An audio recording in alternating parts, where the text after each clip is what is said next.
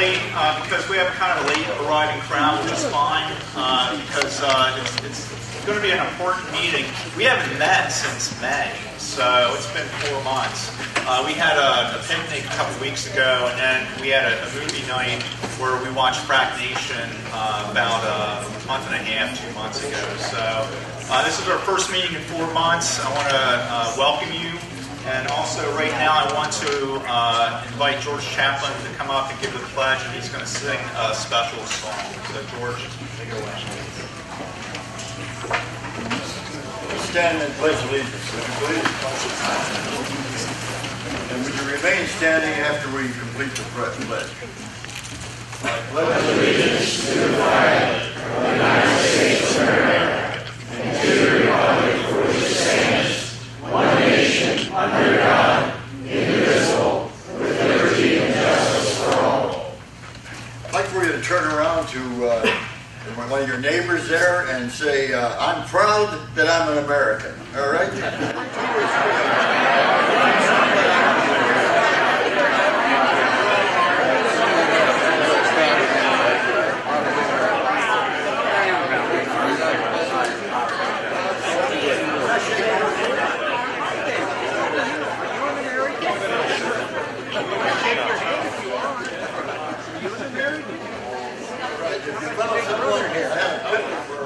2 and didn't smile or say I'm proud to be an American, you have to put up with them.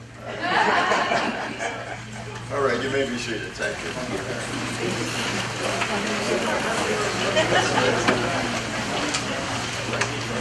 God asked me to sing a song tonight.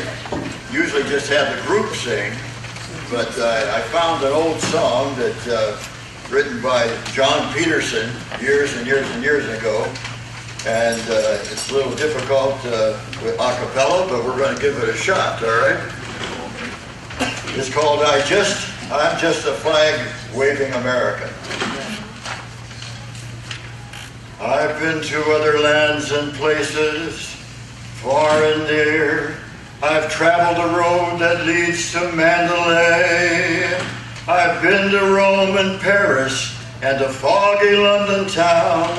I've thrilled to their legend and stories. I've seen the glamour and glory, but no other land can stop the USA. I'm just a flag-waving American, a citizen I'm really proud to be. I'm just a flag-waving American, a liberty-loving red, white, and blue variety. I love to sing the battle hymn and Yankee Doodle. I thrill to see Old Glory flying high. Oh, I'm just a flag-waving American who believes there's no better land beneath the sky. I'm just a flag-waving American, a citizen I'm really proud to be. I'm just a flag-waving American, a liberty-loving red, white, and blue variety. I love to sing the battle hymn and Yankee Doodle. I thrill to see Old Glory flying high. Oh, I'm just a flag-waving American, and I believe there's no better land beneath the sky.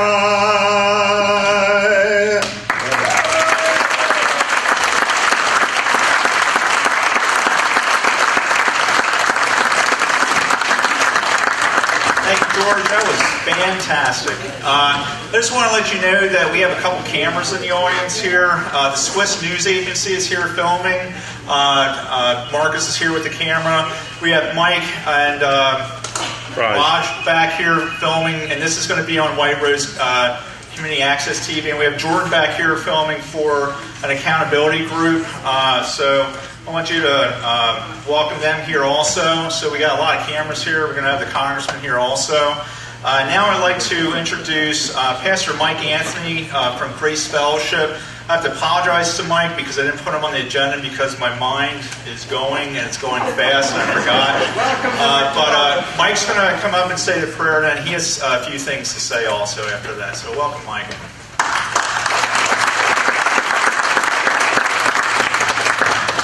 Okay, let's pray together, shall we? Father in heaven, we thank you for your goodness to us. Thank you that we still live in a free country where we can express our religious freedom and our beliefs, that we can express our disagreement peacefully and honorably and respectfully, Lord, before you. Lord, we're living in turbulent times, difficult times, and times of change, and we ask, Lord, that you give us wisdom to be able to navigate through these waters at such a time as this. Bless this group, Lord, not only tonight, but in the days ahead. I pray, Lord, that it would multiply 10 by 10 by 10 times, Lord, that it would multiply and increase in numbers, and that you'd stir especially younger people to realize that freedom is not free. So, Lord, give us wisdom and guidance for your glory and for your honor. In Jesus' name, amen. Amen. Amen. I'm glad to hear that the Swiss television is here. I thought for a second it was the NSA that was here doing their thing, whatever it is that they do. Am I allowed to say that, or am I at risk of being whisked away here? Am I allowed to say that? Have you found that there's a little bit, do you find yourself when you express your disagreement with what's happening in the world today, you find yourself from time to time wondering if you should be saying that? What is wrong with what's happened to this great nation of ours? I'm proud to be an American the way it used to be. Concerned about being an American the way it's headed if we don't change things, if things don't change. Wouldn't it be awesome if this group was 100-fold the size of what it is now? Did you hear what I just said? Wouldn't it be great if this group was 100-fold or more larger? Ed Mundorf goes to Grace Fellowship, the Grace Fellowship that's here in Seven Valleys. That's the one that I pastor. I have the privilege of serving there. I spoke on this particular passage of Scripture about 2 weeks ago, and he said, you know, I've never really thought about it in this particular way before. Would you come and speak to the group, the Patriots group, in a couple of weeks? And I said, sure, I'd be glad to do that. And the passage that I preached on that I want to reference now is in Luke chapter 6, beginning in verse 46. Luke chapter 6, verse 46. If you wanted to get the whole message, you could go to graceyork.com. You could go to godfactor.com. We have an app, a smartphone, where you can listen to the messages. Luke chapter 6, verse 46 says this, "Why do you call me Lord, Lord, and do not do what I tell you? Everyone who comes to me and hears my words and does them, I will show you what he's like. He's like a man building a house who dug deep and laid the foundation on the rock.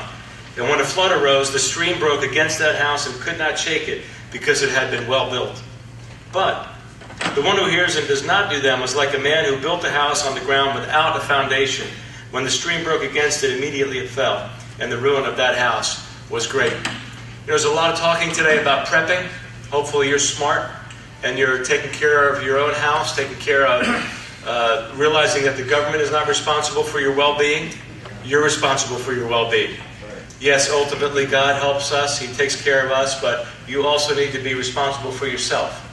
And it's important to have food stored up. It's important to have a go bag. I don't know if you talk about these things, go bag or a bug out bag. I'm sorry, you're using the word go bag.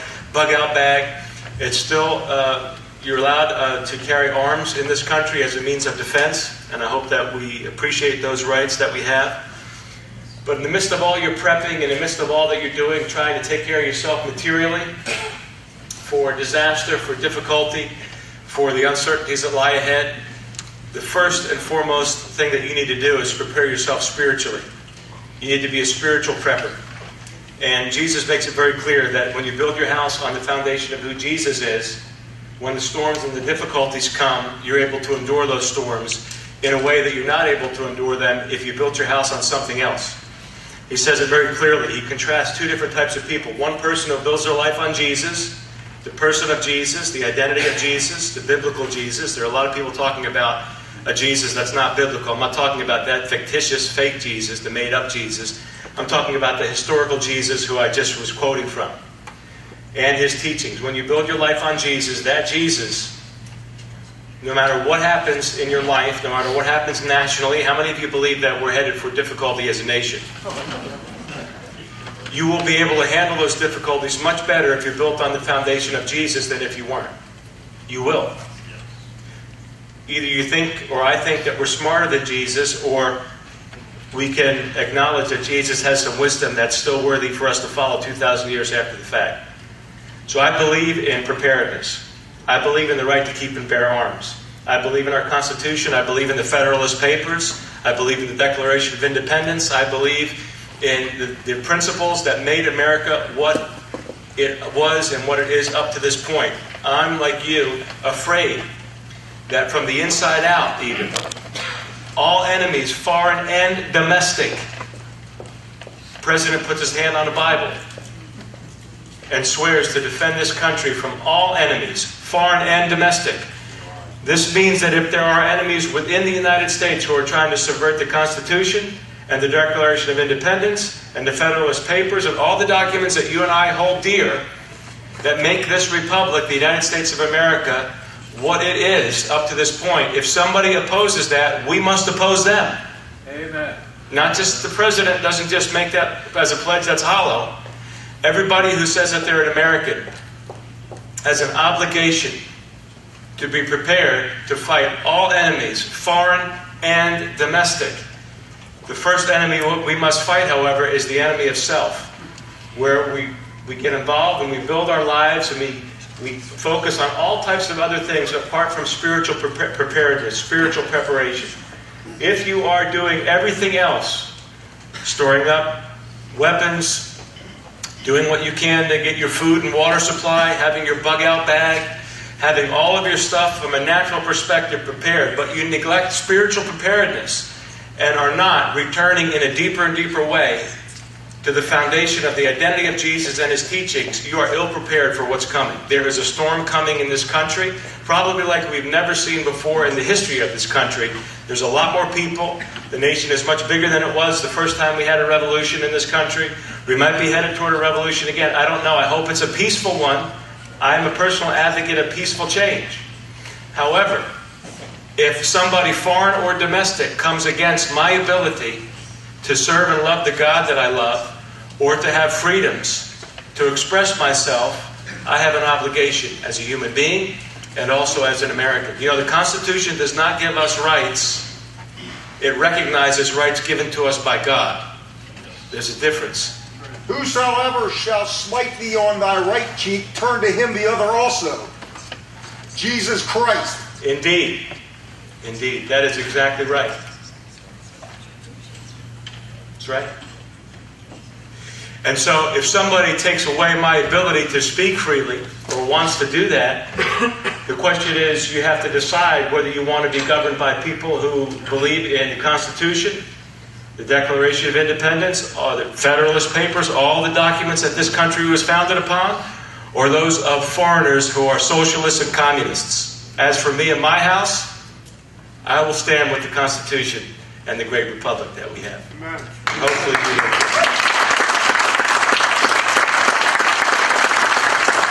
And so, let's make sure as we're preparing that we're not members of the Nighttime Bible Reading Society. If you're a member of the Nighttime Bible Reading Society, you read the Bible at night, lights off, sunglasses on, and one eye closed. When you do that, you take passages of Scripture out of context and you misinterpret the words of Jesus. Love your enemies. Do good to those that mean you harm. Jesus Christ. Such as that. Such as that. Taking things out of context. What context? What out of context? Our founding fathers fought for the right for me to be able to speak freely and openly in a civilized manner. And so as you're preparing yourself for nationally what might be on the horizon, the difficulties that might be on the horizon, and being a person who values the freedoms that we have in this country, make sure that you're building your life on the identity and the teachings of Jesus Christ. The full counsel of Scripture. Don't be a member of the Nighttime Bible Reading Society. Read the whole counsel of Scripture from Genesis to Revelation and put it into action. And no matter what happens in the months, days, weeks ahead, years ahead, you and I will be much better prepared to face the difficulties that are on the horizon than if we built our house on some other foundation. Make sense? So I want to say thank you for allowing me the privilege to come and to be encouraged by you. And I really hope that your group grows, and God bless the United States of America as she stays true to her founding values. Amen?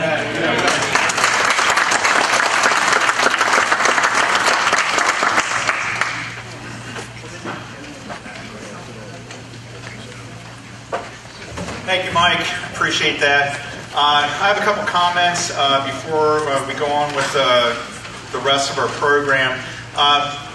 We are a volunteer group. I say this every time, but we run on your donations. So if you can donate a little bit, that'd be great. If you want to donate a little bit and get something for yourselves, this is $5 for it's a coffee mug. What do you call it? Yes. $5. Drawing blanks. There's some new bumper stickers over there that Ed bought that you might be interested in.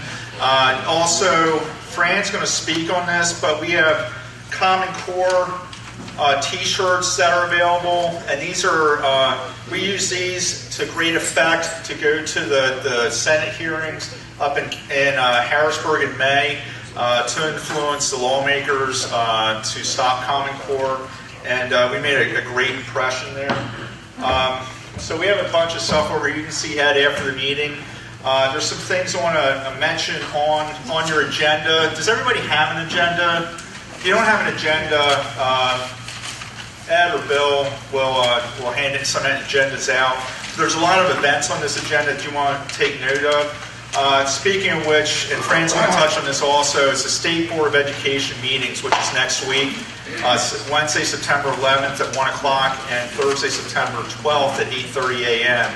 This is when they vote to fully implement Common Core, so we need as many people up in Harrisburg as possible for that. We're going to have a carpool leaving, and you can ask Fran or see Fran afterwards for information on the carpool. But we really do need a lot of people there. We're trying to get as many people across the state to go to those meetings as possible. And then on the back of the agenda, we have Tuesday, September 10th is the Exempt America rally down the west lawn of the Capitol. That's been publicized on Glenn Beck's show, on Sean Hannity's show, on Mark Levin's show. We don't have a bus going down because we didn't have enough time to schedule a bus, but we have a carpool going down. And what we're planning to do is meet at Tractor Supply on Tuesday morning at 8:30, then carpool down to Greenbelt Station, which is where we can catch the metro, and then you can take the metro into the Capitol and then take it out. It's the easiest way to get in and out of the Capitol. I'm not going myself. I have to work. I have a job. So that gets in the way of a lot of these things. But I hope that if you have an opportunity to go down, you can go down.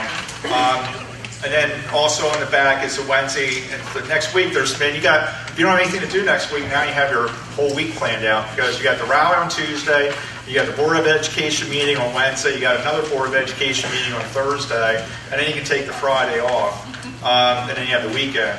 But and then Thursday, September 19th, is the Adams County 9/12 Patriots.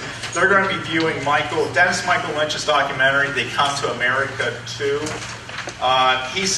Jeff Trish, who leads that group. He has a bunch of those DVDs that he's going to sell at that meeting. This Dennis Michael Lynch, I think I just heard him on somebody's radio show just recently. But They Come to America 2 is about the border situation down in Texas and Arizona. And it's a very good documentary from what I understand. Then another big event coming up Tuesday, September 24th, which is about 2.5 weeks away, is Filibuster 2, which is our property tax independence rally up at the state capitol. That's in support of House Bill 76. And that's another, we have a bus actually, and Fran is actually is in charge of the bus. It's $10 to take the bus up. You meet at the Tractor Supply at 9 a.m.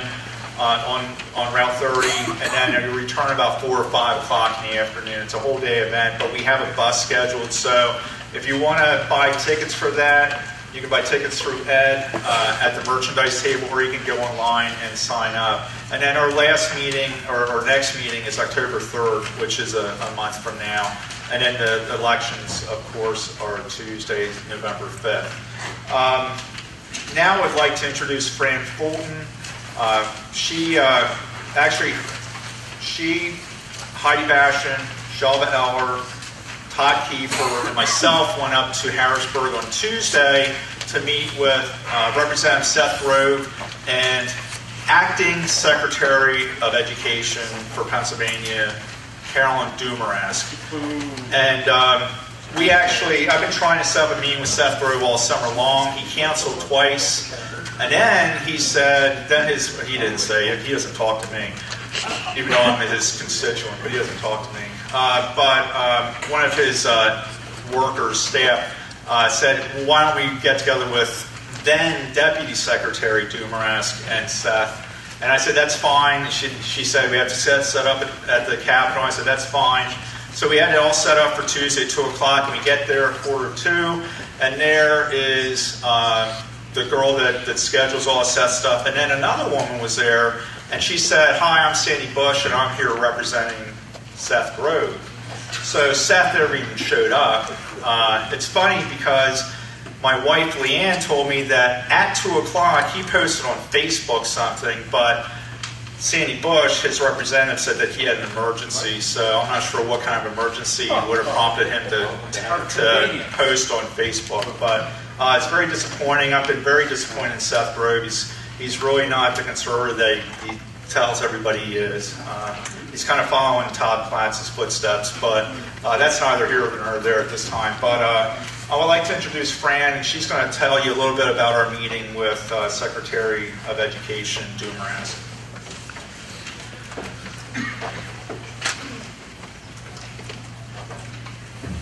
Hello.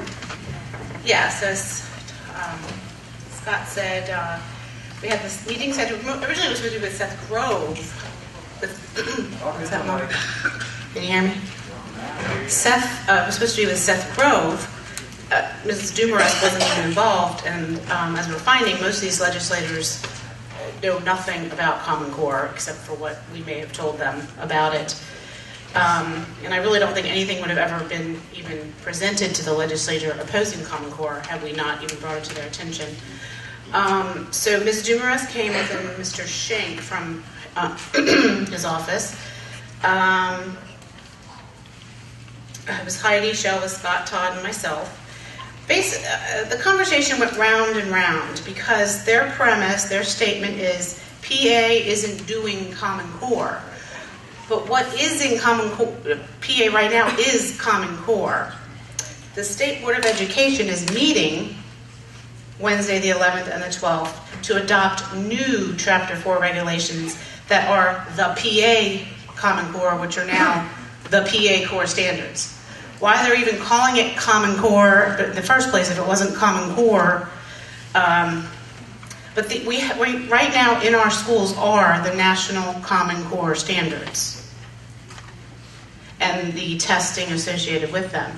She claims in these standards are going to get us out of the National Common Core, so it's a good thing to pass these Chapter 4 regulations. She says that also the Chapter 4 new regulations have no new data collection. No new data collection. I would rather have a list of every piece of data they collect, because what I'm finding is when you talk to these people, it's all semantic deception. It's all, they'll say one thing and it means another thing, and it's very frustrating. So, and we brought up examples. Heidi and Shelva had examples of things that were going on in Central York School District that involved Common Core, and she said, well, we're not involved in any curriculum or local decisions. Everything is local. Any issues we have, any problems, that is with your school board. So the school board will say, the Department of Education mandates that we teach Common Core this way. So it kind of went round and round. She insists that these are local, we need to address this. Shelva has compiled a wealth of information. And if more folks are interested, perhaps we can get names and plan a separate meeting where she can actually present you with examples of exactly how this is being implemented to get your head around what to look for and what to listen for, maybe when you're talking with your kids or your grandkids, because it's, and a lot of the teachers were trained not from the Pennsylvania Department of Ed, but through these various groups around the country. So they were trained on the National Common Core. And the problem, you know, with the standards, I'm not an education expert, the problem is with how these came about and these tests, because these tests are going to drive the curriculum. And that is the problem. Now, she did admit that Arnie Duncan in the U.S. Department of Education dictates the scheduling of the tests, that her hands are tied with that. So then we kept going back and forth, well, then who really control, you know, why can't you just say, no, Pennsylvania, since you have your PA Common Core, why can't we just do it this way? So anyway, this hearing is very important. Apparently we made a big showing last time at the Senate hearing with our white yellow shirts, and the senators are saying that that really made an impact. So if we could, you know, as many people as possible can go. It's going to be at the Department of Education. There'll be information on the website about it. But there's one on September 11th at 1, and another one at September 12th at 8:30. But it's really, if we can coordinate carpools, we'll have a sign-up sheet. The more people, because I think the last Senate hearing, there weren't many people there, so they kind of thought, oh, well, maybe people kind of lost it. Huh? That's normal. Yeah, maybe people have lost interest. So, you know, it's really important that we try to make a showing. Okay. But yes, like I said, meet with us afterwards or see Shelva. Why don't you raise your hand, Shelva? But she's got a whole binder, and it's just some really disturbing, sad stuff that I think if most people knew, they'd just reject this outright, but they don't because of the way this has all come about. But it's these tests. It's these tests and these assessments that are what we need to watch out for. They're all computerized now. Also, on September 12th, there's a Murraysville, Pennsylvania, which I think is out near Pittsburgh. There's going to be a Common Core, the Curse or the Cure public forum. It's going to be hosted by Rose Tennant and with Matt Brule from the Commonwealth as the moderator. And the pro-Common Core people are Joan Benso, David Patty, and Carolyn Dumaresque. And the people supporting against Common Core are Peg Luxick, Sandra Stotsky, who actually wrote the language arts standards for Massachusetts that were excellent standards, and she comes out against Common Core. So, and then there's a possibility that it may be on PCN or they're going to tape it. But I mean, I would love to be there. If I could get there, I would go. That's what I kept saying when we were in this room. I thought, oh, if Peg Luxick was here, she would have the answer, because everything you say, it's we're not doing that. Pennsylvania is not involved in any of this. Anything you're hearing, you know, and when you know they are, because they agreed to it, but you can't nail them down with anything. Heidi, who had to leave, is actually working with Cheryl Boise of the Commonwealth Education Foundation, and they are actually considering a class action lawsuit regarding Common Core, so she said details would be to come. We have the Yahoo group for the 912 Education Committee where we post information. I don't know if anybody's on that group. You know, we try to keep everybody, and we also post it on the 912 Yahoo. We try to cross-post stuff. But basically that's where we're at. It's just a game of semantics and trying to actually find out what the truth is. But any questions or anything? Isn't there a lawsuit in process right now? Yeah, for the data, the privacy of the data. EPIC, I don't remember what it stands for. EPIC has a federal lawsuit, but now there's a question of whether or not they have standing, because no one can actually prove that they've been harmed by this potential data. You know, the possibility of this data being collected. But there is a federal lawsuit for this privacy. Dumaresque claims there is no state longitudinal database. We're not doing it. It doesn't exist.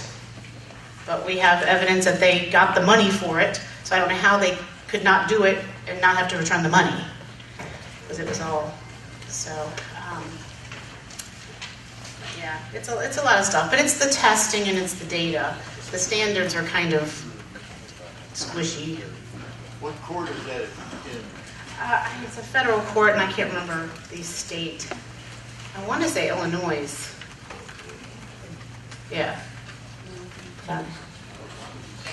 Yeah. My question is, if Arnie Duncan is scheduling the test for the states, the literature that I read shows in the end that the educational system is going to belong to two private organizations. Yes. And that the federal government has no say in it other than putting money to the states. Well, yeah. I mean, I feel like basically everybody spent all the taxpayers' money on education. So now, whoever's got their... I'm sure if it was like some conservative group, people would be up, but it's Bill Gates, so I guess everybody likes that. But he's giving money to the PTA, so the PTA has their handouts if you go to back to school night saying standards are great, they're good, we love standards. Bill Ayers has something to do with that too. Yeah, it's just a tangled web. It's outcomes based education. They just will not. It's just never stopped. It's the same people in the same. They keep changing companies, changing group names, changing. And it's the same tangled web of mess in the federal government. And these private people have moved. Because now the person David Coleman, who developed the standards, now is on the college board, writing the SATs and the ACT tests. So, homeschoolers are going to be affected by if the college entrance exams have to align to Common Core. And now also another thing that I didn't realize was teachers are now, their evaluations are based on test scores for Common Core. So they talk about high stakes, not only for the kids, but for these, apparently there's anxiety related. I mean, there's so many factors that go in with these tests. Did you see the news article about New York finished their Common Core and Yes. dropping all the test scores?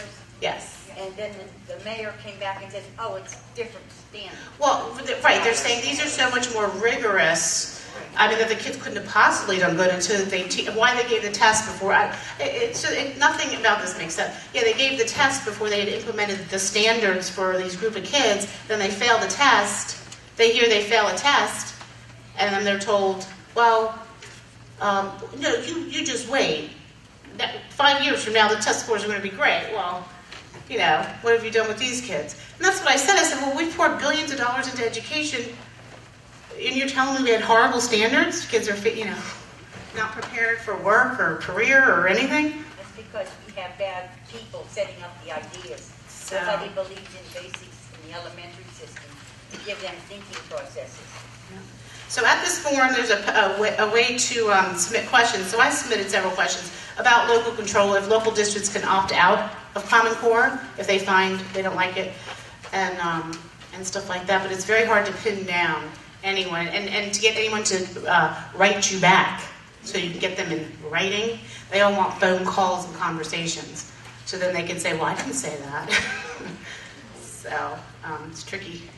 All right, well, thank you.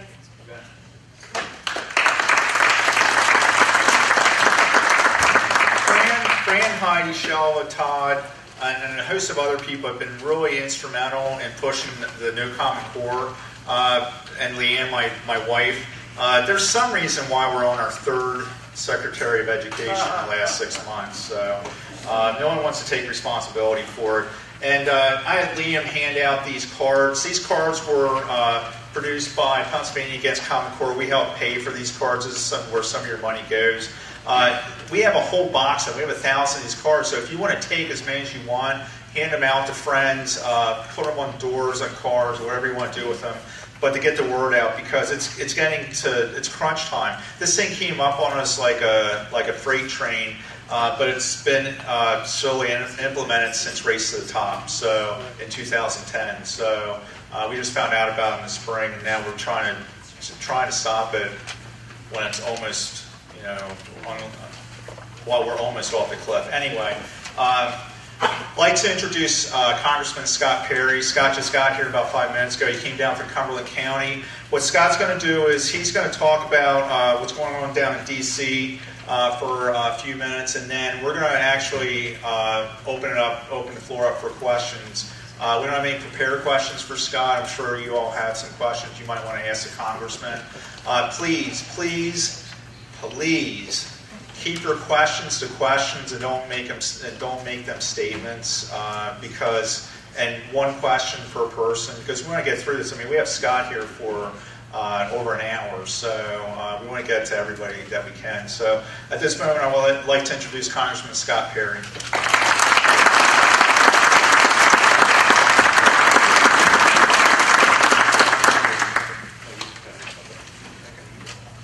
Okay, it's working. All right, hey, ladies and gentlemen, thanks very much. Thanks, Scott, for the invitation.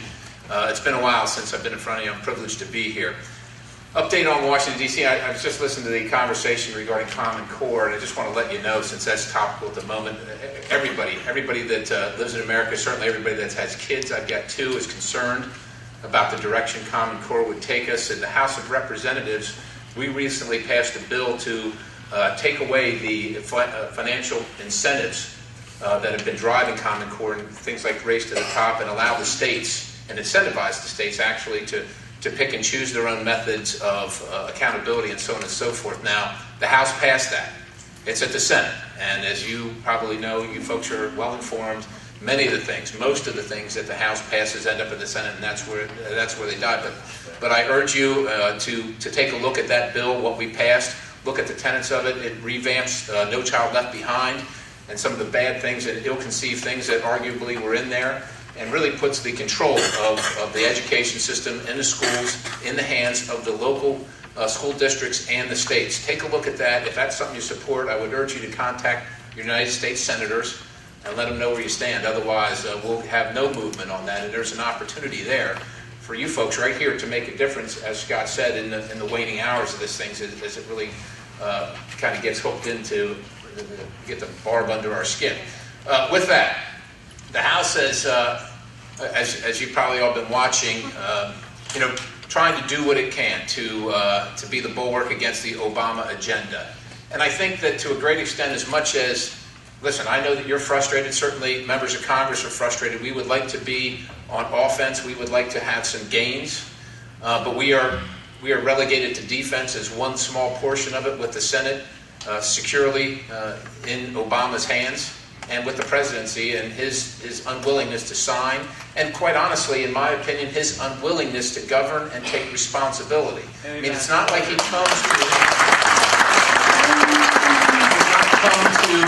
does not come to, as a matter of fact, I feel like he's hardly ever in Washington, D.C. Right. I can tell you, I've seen him in the Capitol one time. He does not come to discuss legislation. He does not come to talk about different ideas about moving the ball forward, and talk about differences or anything like that. He's out on the campaign trail. He's out, listen, and that's great, being out with the American people, getting their feedback and telling them what his agenda is. But we were sent to Washington, D.C. to govern and to lead the country. And it's hard to do when one of the people that is integral to that is just not there. It's just absent at all occasions. So that the House, I think what you're seeing, at least for my term, which has been 8 months so far, we are passing legislation. We're not negotiating with the president on you want this and we want that. Because I think what we determined over the course of the 2 years, the first 2 years that the Republicans held the majority, that kind of negotiation, which is kind of typical of government, and certainly divided government, didn't work under this president. Because, quite honestly, and as I told the Secretary of State yesterday, we have a trust issue with this president.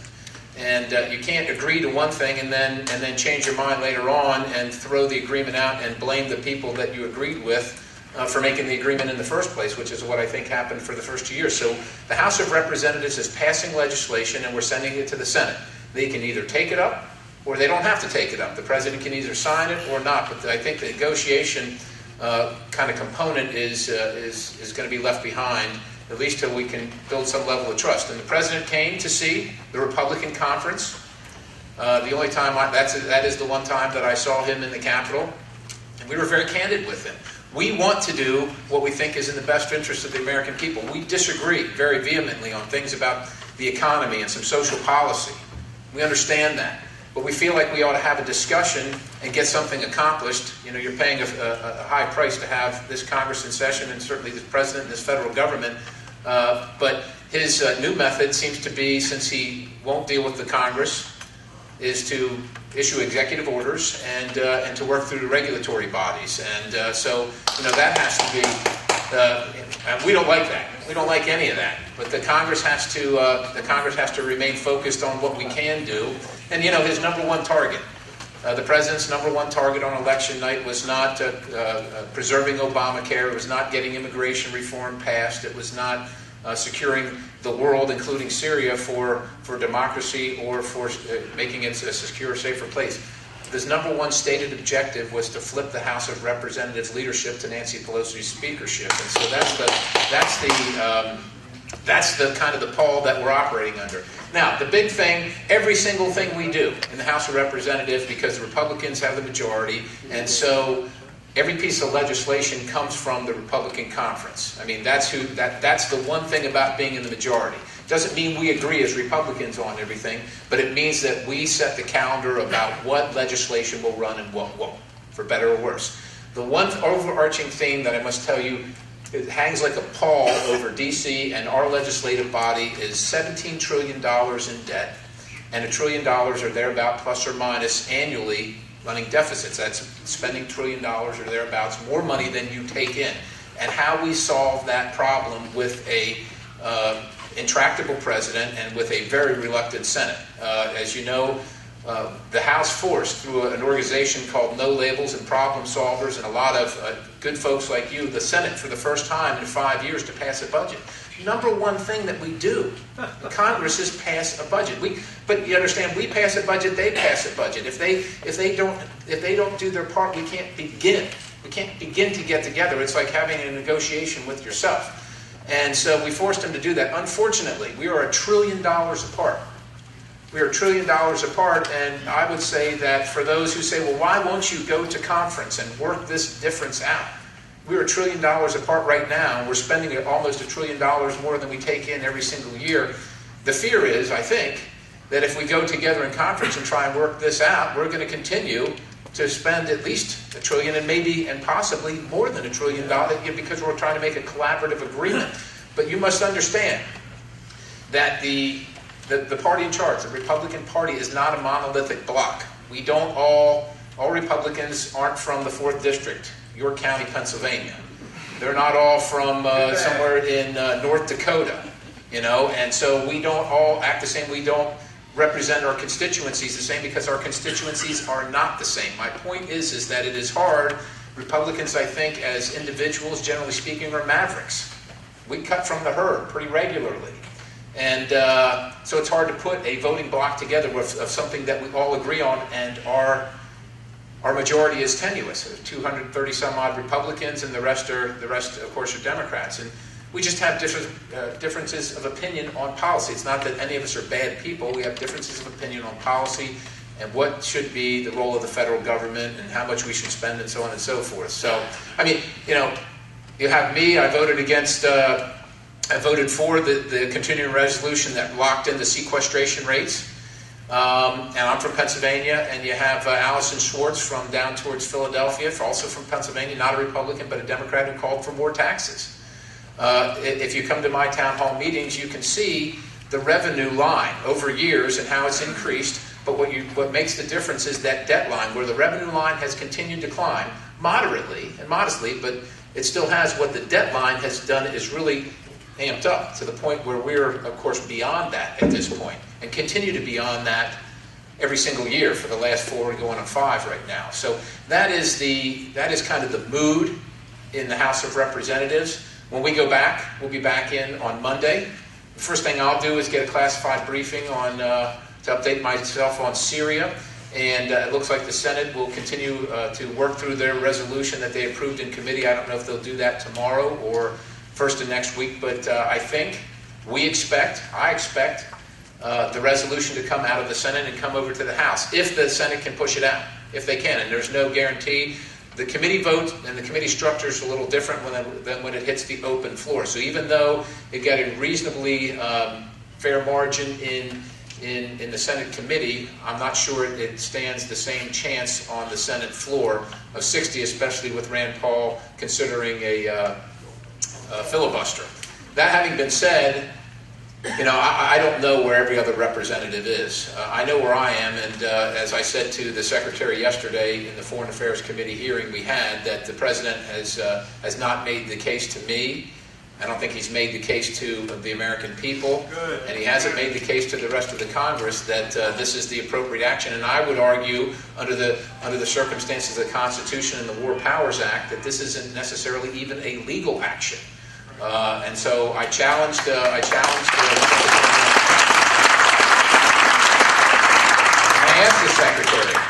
asked the Secretary, I recounted the President's statements, the President's statements on the red line, because there are some that would like to revise history. It's his statement. It is his statement, for sure.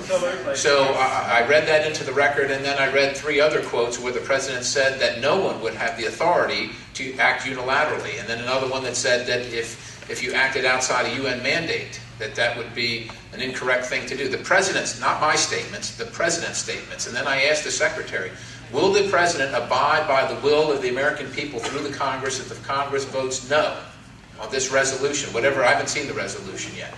And the Secretary, now he didn't answer that question directly. He said, this has happened many times in many different administrations and so on and so forth, and wouldn't answer on behalf of the President of the administration. So it seems like the President is determined to do this whether he has the will of the American people or the Congress or not, and I guess we'll wait to see that. But we're going to probably get right into Syria, and after that we'll start discussions on the continuing resolution. As you know, or maybe don't know, when you don't have a budget year after year after year, the only way to fund and keep the funds going to the government, to the federal government, is through a continuing resolution to say we're going to spend the money that we have in the past.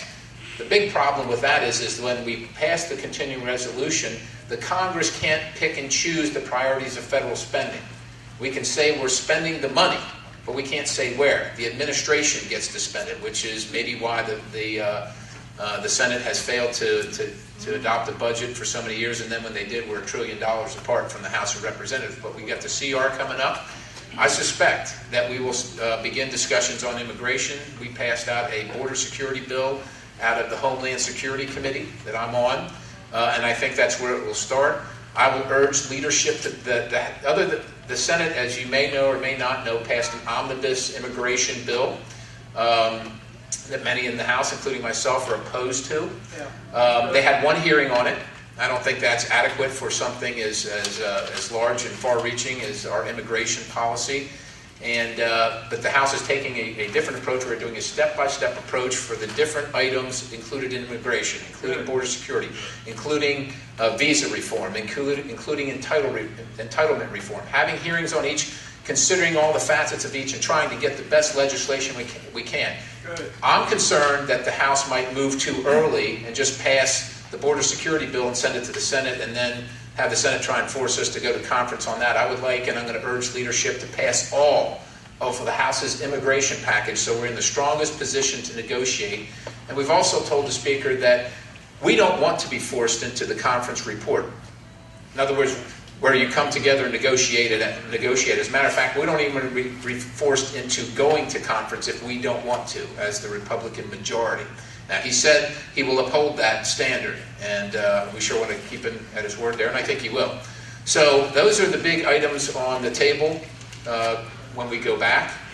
And up until this point, I'm sure you've been watching the different legislation we've passed, including the REINS Act, right before we came to the break. But again, these are things that the Senate will do nothing with, and even though the vast majority of the American people support them.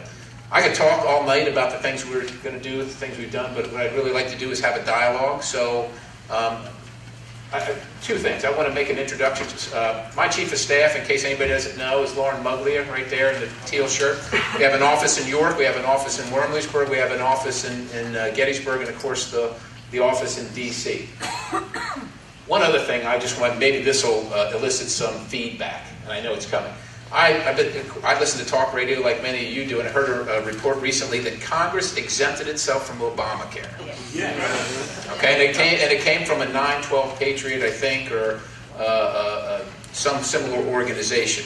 Let me guarantee you, the Congress is wholly in Obamacare. As a matter of fact, the only federal agency, the only one, is the United States Congress. So that's the House and the Senate and their staff. Okay? It does not include the executive branch. Now, recently, you said that, and you heard that there was an exemption that Congress made. Congress made no exemption. The president was trying to determine our status because we were seeking guidance, much like we're seeking guidance for constituents who call and say, I don't know what's going to happen on open enrollment, whether they're businesses or individuals. How do I handle this? How do we handle this? The regulations are being written as we speak. And as members of Congress who are duty-bound to be the interface with our constituents, our bosses in the federal government, we don't have the answers. So the questions were asked. Am I in an exchange? I'm a congressman from Pennsylvania. We don't have an exchange. Which exchange? The federal exchange? The DC exchange? How does all that work? The president determined that Congress will be in the exchange. Right now I have the federal Blue Cross and Blue Shield, which I pay about $8,000 a year for. We will lose that and be in the exchange, and then whatever exchange, we still don't know. But the president, I want to assure you, Congress had no vote on this. The president made that decision unilaterally. And we heard about it, I think it came out on a blog or something like that. That's how we heard about it. So, recently I was watching a hearing with the Oversight Committee, Darrell Iss's committee. And by the way, Darrell Iss will be in town here next month. We've invited him to come to York, and he's coming up. But in the committee with the IRS, the new commissioner was asked about the federal employees in the IRS's health care, and his comment was, we're not going to be under Obamacare. We have our insurance and we like our health care. We're not going to change. Yeah, well, a lot of Americans feel the exact same way. So, with that, all right, Scott? I want to start it off, since you're on Obamacare, and also, I mean, you're in this, but aren't your staff members or staff workers going to be subsidized to the tune of like 75%? Okay, so right now, even though I pay about $8,000 a year, the taxpayers, my employer, subsidizes my health care to a certain extent. I don't know exactly how much it is. I don't know what the breakdown is, because there's different plans that you can pick what's right for you and your family and so on and so forth, just like many of your employers do. They will continue to subsidize whatever the federal, my bosses, the federal government will continue to subsidize me and my employees at some level. I don't think that any of them, although some of them may, if you've been to Washington, D.C., you'll realize that much of Washington, D.C. is run by 26-year-old, they're bright people with a lot of energy, but they don't make a lot of money.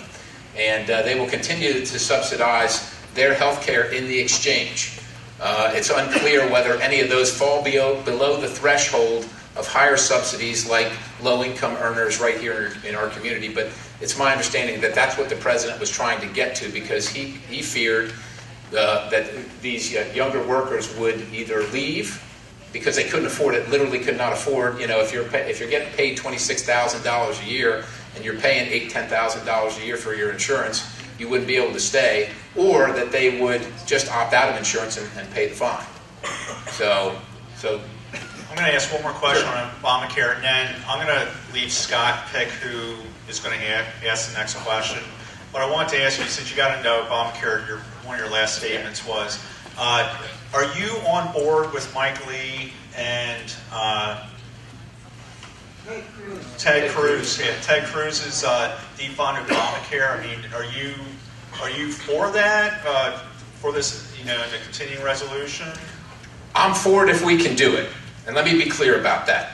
So the continuing resolution, that handles everything other than the autopilot spending. Autopilot spending includes about 65% of the budget. So Medicare, Medicaid, Social Security, interest on the debt, the big things, it happens all day long. Whether we do anything or not, it takes major tinkering, all right? But that's not in the continuing resolution. The continuing resolution is defense spending and non-defense discretionary.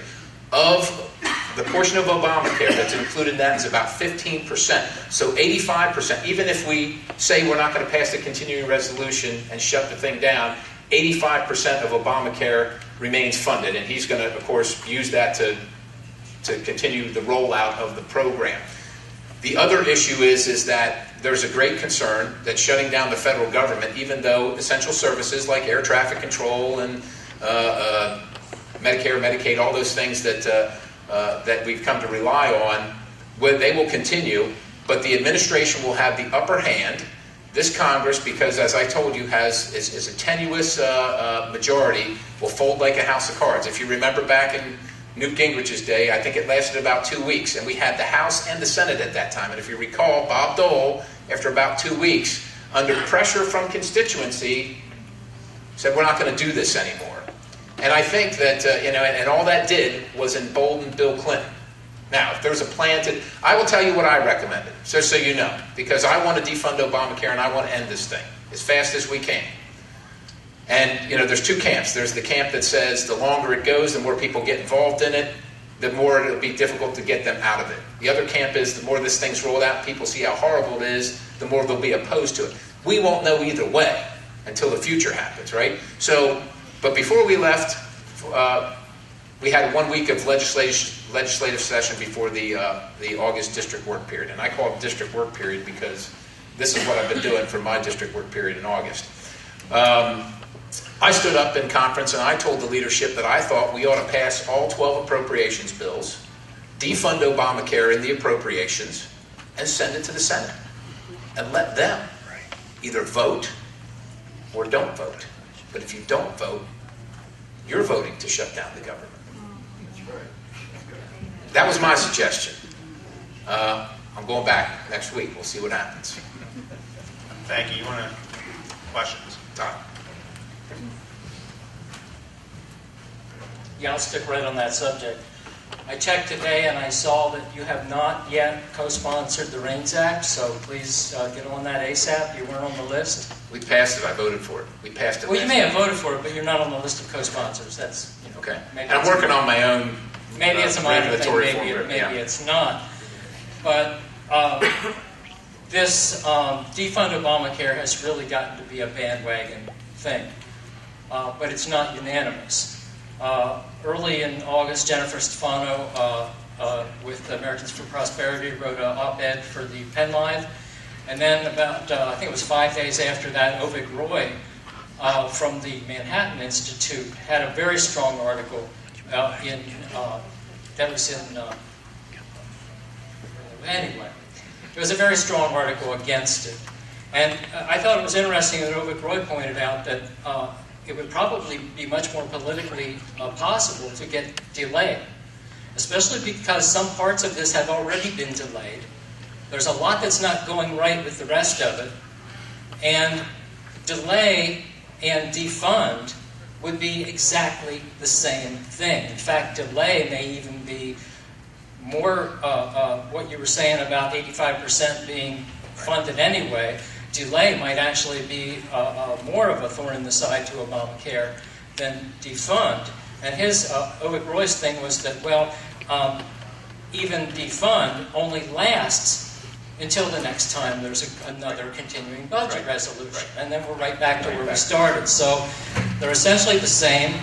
Delay might be possible, but I would rather see delay or defund done through general orders outside of the continuing resolution, and make that REINS Act the condition for the continuing resolution. Because guess what? All of America all of a sudden would know what the REINS Act is. What kind of question is that? Yeah, ask him a question. This is a lecture. Well, let me.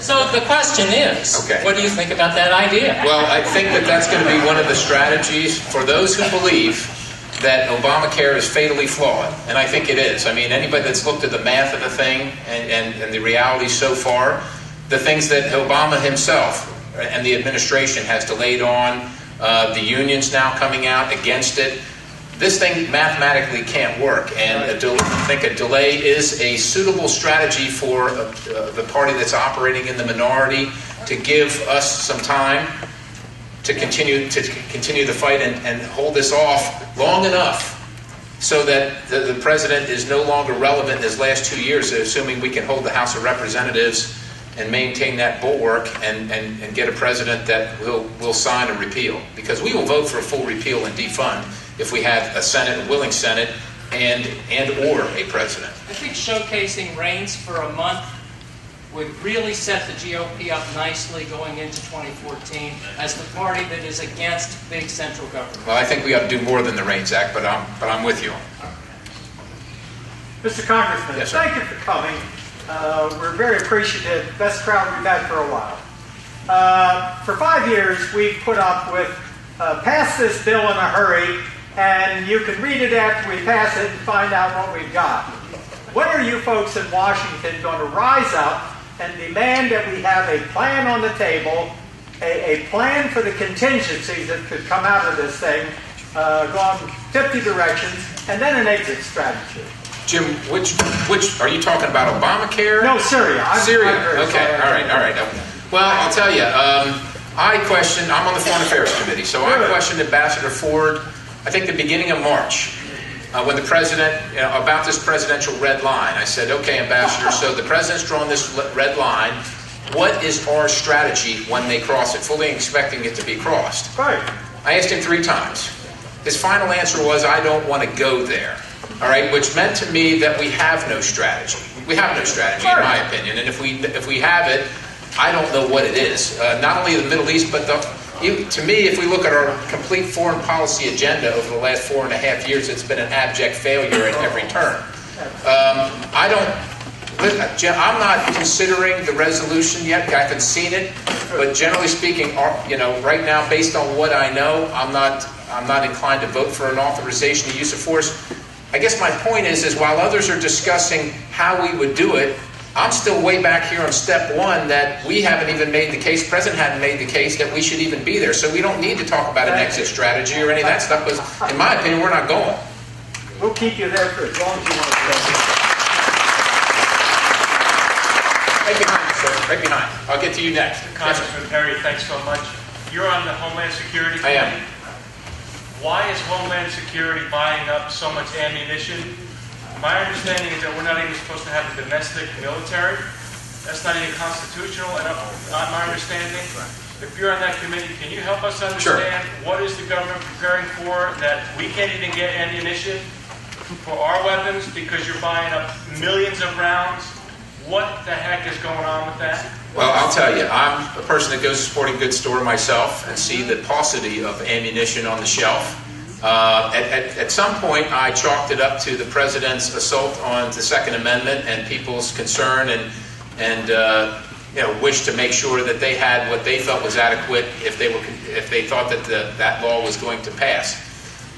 Since it didn't pass, I assumed that the stocks would catch up to demand, and I see that they haven't. To be clear, many of you, or many citizens, have asked that question, and we've responded by asking over and over again the Department of Homeland Security about the allegations. Now, all I can do is tell you what they're telling us. Now, they buy in bulk contract because under new rules, new provisions, the consolidation of many programs, they buy for a myriad of federal law enforcement agencies, ATF, Homeland Security, etc. They buy in bulk contract. But according to them, and again, I must take them at their word. It's the Secretary of Homeland Security that's giving us this information. According to them, they are buying less actually this year than they have in the past. They have not bought any MRAPs. Okay, ATF doesn't, and they're not buying the ammunition. And they've given us the numbers of what type of ammunition they bought. And if you want to get with Lauren afterwards or whatever, we can get that information to you. But why the hollow points? And why so many? I'm begging the question with all due respect. Right. We shouldn't even have that for the domestic army. It's not constitutional. If you are on that committee, why? It's not enough I think, to say this is what they're telling us. The whole thing is not even constitutional. Why are we buying hollow points in that many amount to kill Americans, the number of Americans multiple times over? It's like extreme. Well, I'm not sure what numbers you're hearing, but what I'm telling you, sir, is the numbers that you're probably thinking about, they're telling us aren't true. And they're using the hollow points because some law enforcement agencies are authorized. Remember, they buy in bulk contracts, some are, some aren't. So they train with them as well. They shoot on a regular basis as a matter of training, and law enforcement all across the country, whether it's your local folks, state police, or whatever, do that as a matter of course. And they've given us the numbers. I don't want to say they're being disingenuous, but me as an individual congressman can do nothing more than, I don't have the resources to go around and audit. So I ask them, if they are misleading us, I hope that comes out and somebody's held accountable. But until that comes out, all I can do is inquire and tell you what they're telling me. You know, we can, for instance, the Department of Homeland Security says that deportations are the highest ever. I know this is off the subject, but just to give you a flavor of the things we find out. I found that somewhat curious myself. But if that's what they say, they have the numbers to back it up. We found out that they were including people that they turn around at the border, which were never, that's not deportation. Right. They included that in the number. So now, of course, the number is different, which goes to the trust issue. That's why we've asked on multiple occasions. We didn't just ask once and send that information out from the one question. Ask Lieutenant Colonel Mugley in another word. My chief of staff, I've asked her multiple times, check with them again. Check with Homeland Security again. But again, it's the Secretary, Secretary Napolitano. If she's going to mislead us, I can't stop her from doing that. She's taken an oath, and I would expect her to be truthful. I appreciate you taking my questions. Thanks very much. Yes, sir, right in front there, yeah. Thank you for your service, Congressman. I have one question. Sure. I understand that there are political and legal implications with an attempt to defund Obamacare. My question is, why hasn't Speaker Boehner taken one of the 40,000 lawyers that work for your side of the House and sent it to the courthouse in D.C. to file suit against Obama for carving out waivers and exemptions for anybody he wants to and not faithfully executing the laws he is sworn to do? Many of the rank and file members, including myself, we've asked the question, how is the president pick this part of the law or that law to enforce or not to enforce and get away with it? And what can we do about it? What can we do about it? One of the answers we get, which this is really no answer, but it's one of the answers we get is there are thousands of laws, so many now that we can't all abide by all the laws, which is a pretty shoddy answer. But that's one of the answers. Other presidents have done it. I think that, quite honestly, and in all candor, even if the House were to take him to task on it, in one of its few methods of doing so, we have a Senate that's going to be unresponsive in doing that, and all we're going to do, again, when we got to think about trying to stop the president and his agenda, if you disagree with that, and many of us do, we have to be tactical and strategic about this. And all we're going to do is embolden him. You understand as I do, he won the last election, and he won it fairly handily. The American people, last November, support this guy, whether you in your county or whether I do or not. And if you're going to take a run at the president on questionable grounds, there's a good chance you're going to fail. And you're going to be even less relevant than you were before. And I don't think, sir, with all due respect, with the House is the only thing that's stopping the runaway Obama agenda, that either one of us can afford that. As much as it vexes me, the unilateral decisions and the executive orders and the flouting the law, whether it's the NLRB, whether it's whether it's ICE and the Dream Act, of this.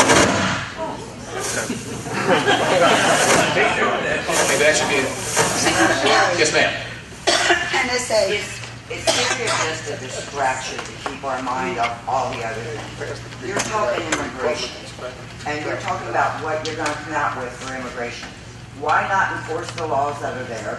What is this with Hezbollah and that recruiting Spanish Latin citizens to go with Al-Qaeda, whatever the heck they are called, and our borders are hanging wide open? Why are they trying to destroy our country? Because they refuse to enforce the laws that are on the books. You can pass all the new immigration bills you want, but if this guy doesn't enforce them, it's worth nothing, and none of it's being enforced. What do we do? Here again, I'm as frustrated as you are, man. The president, the chief executive, as you know, I'm sure, is the law enforcers. The Congress writes the laws, passes the laws, he enforces them, he or she enforces the laws, and the judiciary determines whether they're constitutional and metes out punishment for failure to follow. We feel that the American people want us to. The immigration system is broken. It has been broken for some time. I would agree with you. We have plenty of laws that we should be following, including a fence that was agreed upon in the mid-'80s. Right. And to be clear, that neither Republican or Democrat presidents supported. Wasn't the money also set aside for that? Sure. Yes. We think it's what we can do as legislators is legislate and echo your concerns by means of a vote. I mean, we can say all day long, follow the law that's already been passed. But if the gentleman's unwilling to do it today, I'm not sure what is going to force him to do it tomorrow.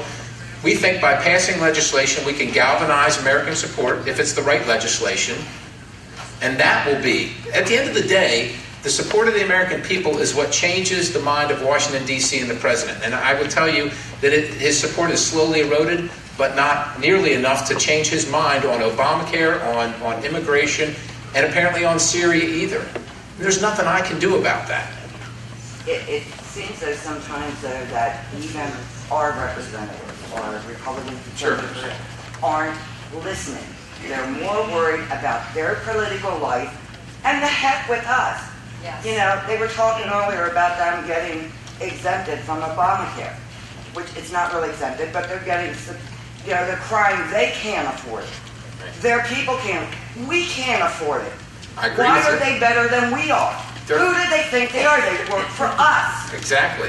I will tell you that I think it's good. I think it's good that the Congress is included in Obamacare.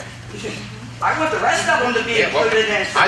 Don't you find it interesting that the entire executive branch is not? The entire executive branch is not. But everybody's yelling at the Congress. I mean, you're upset with me. You're the only one brave enough to come out here and see it. You know, the executive branch is the one by unilateral action exempted. And nobody says anything. We feel like we're shouting at the wind. Whether it's the NSA, whether it's the IRS, whether it's any of this stuff. I mean, it has a marginal impact. And try as we may, having hearing after hearing after hearing. Fast and furious. More people killed in Mexico just recently. I'm sure you've heard about it. The Benghazi scandal, where the State Department employees, the ones that probably should have never been taken off their jobs, they got kind of a vacation because they get their pay. Now, they were taken off their jobs and they were persecuted, I think, questionably, unduly. We still can't see the entire report. And those employees haven't even seen what they have been accused of. But now they're back on the job. I can tell you that consulate, to have the diminished security posture that it had, can only be approved at one place. One place. Secretary. The secretary. Yep. And the secretary, she picked the people to do this review, and she led the review, and she wasn't even questioned in the review. We think it goes right to the top, but I guarantee you the administration is making it as difficult as possible to get any of the information on that and every other single thing that we're doing. Everything. Where's the investigation stand on Benghazi? I mean, where are we? 5 committees are investigating it, and we're going to continue to. I think this week we have a subpoena for one of the gentlemen that was terminated or put on administrative leave, who says he was unduly targeted. He's coming in to testify. We're methodically going through it, but you understand, even the documentation, they bring it to a room. They let our people look at it. They're not allowed to copy it. They're allowed to look at it. And then they box it back up and take it away. This is public information. But this is the Obama administration, and the press, I don't think, tells the American people, so the American people don't know, so the American people don't care because they don't know about it. Right. I'm sorry. Yes, sir. What is being done to protect our Social Security? What is being done to protect our Social Security to being cut and given to 11 million plus immigrants? Well, I would say under the Senate plan, nothing. Under the House plan, again, that's one of the steps I talked about, the entitlements or the public provisions. That's one of the things that the House is methodically, step by step approach working through. I can also tell you that Social Security is in the auto spend portion of the budget. Social Security disability, just that component of it, not what the part when you retire. When I started 8 months ago, I looked at that, and it had about 3 years left to default. 3 years. So we either default, which means you either cut people's benefits, you raise taxes, or you borrow money. That's down to about 1.5 years. That 3 year time frame that's that I saw 8 months ago is down to a year and a half. And we are doing nothing about it. The administration refuses. And Social Security, sir, with all due respect, my mother's on Social Security. I paid in. I'm 51 years old. I would hope there'd be something at the end of the trail. But it is heading for insolvency right now. Every single day we wait to do something. Pass the lockbox law. But if it comes to insolvent, then where do we go? What's that? But if it comes to insolvent, then where do we go from there? We have 3 choices. You reduce benefits, you borrow money, or you raise taxes. Or we change it. We would like to change it right now. If you listen to Paul Ryan and Mitt Romney when they ran for president and vice president, they had a plan. Not everybody agreed with it, but I can tell you this. It's mathematics. It is not calculus. It is not trigonometry. It's not rocket science. It's arithmetic. It is going to be insolvent. It is headed in that direction.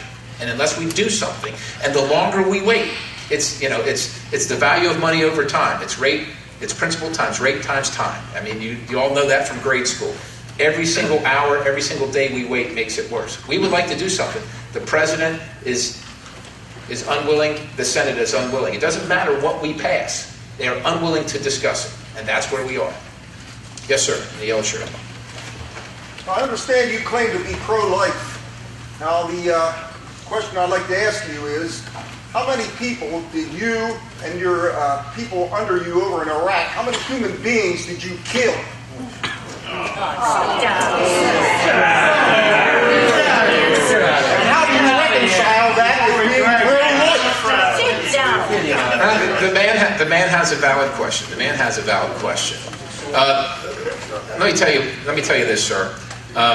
We did our mission over there, and if it required killing or defending ourselves, then you're not pro-life. I am pro-life. Let me make the distinction for you. For me, a child in the womb is an innocent being. A human, whether it's 15 or 35, holding an AK-47 and unloading it into one of my aircraft is not an innocent human being.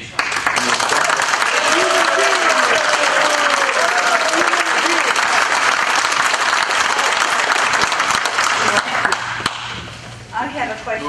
Is there anyone in office, is there anyone, like, for example, in your office or other congressman's office, following the executive orders that Obama's putting up? Sure, we all do. We see them every single time. Why isn't somebody challenging them? It becomes law after, I believe, 60 days, but nobody's challenging him on this.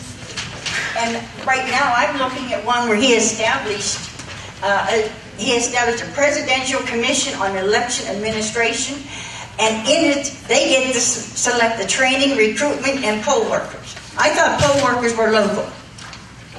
Ma'am, I know your frustration. I feel the same thing. Understand, again, the House of Representatives and the Republicans there that have any control, we have control of the legislative agenda, the calendar. We're going to vote on this.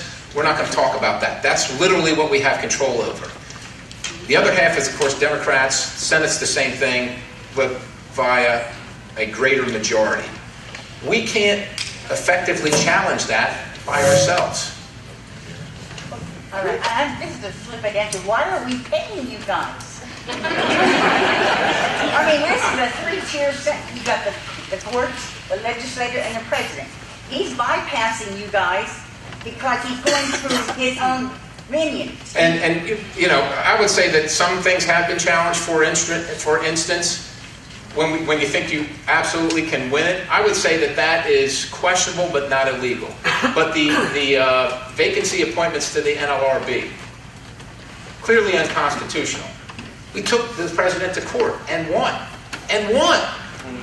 And he ignored it and continued on and said, okay, go ahead and take it to the Supreme Court, nothing's going to change. Where's the impeachment? Yes. Where is the impeachment? Okay, let me ask you this. Was Bill Clinton impeached? Yes. Did he remain president? Yes. But at least it's on record. This guy's getting away with everything. He needs to be impeached and let the Senate throw it out. The Senate will not convict Right. unless there's something more egregious than what we've seen, and arguably no court will confirm anything that we do, and that's the situation we're in. Again, a lot of this has to do with the support of the American people, ma'am, and I know that's not what you want to hear. It's not what I wanted to hear on election night. But the American people spoke, for better or worse. Yes, ma'am. I have a question to ask you that has to do with local politics. Okay. And I have to make a couple of sentences to explain what's going on. For those of you that live in York County, and I see a lot of folks my age here tonight, you probably are well aware of the Etline situation that's going on with the property of Paul Etline, who was the premier antique dealer out in East York. The property that he owned and lived on had been inhabited since the 1700s, was a grist mill the Hausers had. They ultimately came through the family and built the marvelous home that's out there. That property is now under contract by Trusted Property, which is a flipper, to a company in Nashville that's called GBT Realty, with the plan, pray God it doesn't happen, that they tear that wonderful property down, ruin the history of that property, and put a Dollar General on the site. Okay? There are those of us that are very opposed to this. We've been to the commissioners, we've talking to our representatives. And my question to you is, where would you stand on preserving the history of our county versus having Nashville bring in Dollar General and put a Dollar General store there in place of these historic buildings? All right, and I don't know the full history of it. Is it due to a tax situation? No. The house was sold after Etline died. It was sold to a woman who defaulted because she really didn't have the money, unfortunately.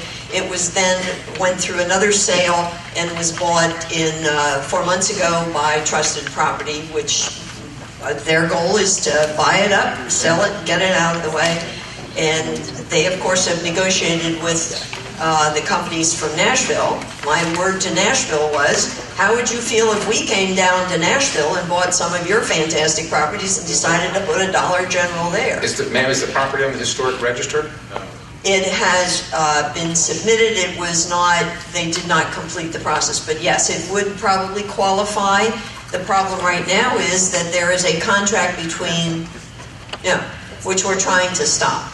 Well, I urge you to continue to try to stop, but I would tell you this. I support individual property rights in America. I think it's one of the foundations of this nation, and while sometimes I don't like to see farmland bought up by where I live and a housing tract go on it, I wouldn't want somebody to tell me who I could sell my land to, and so in that case, if it's historic, it should be on the register. Yeah, not everything that's historic is on the register. This goes back to the 1700s, and there's clear documentation that the preparation was done, but they didn't finalize the effort. It probably could go on it, except that now it has an owner who's not going to sign the paper. So there's nowhere we can go with this. Again, it was somebody's private property. I don't want to see it go, ma'am, but if we talked about the REINS Act, and that's to get the federal government from meddling in our personal lives in a way, in one way or another. And I'm not on both sides of the fence with that, ma'am. If they fail to complete the paperwork, it's a loss to the entire community. But I would support the individual personal property rights just like I would. So in other words, the flipper can have it torn down. Listen, so the rest of us will have it. It's less government control. Which one do you want?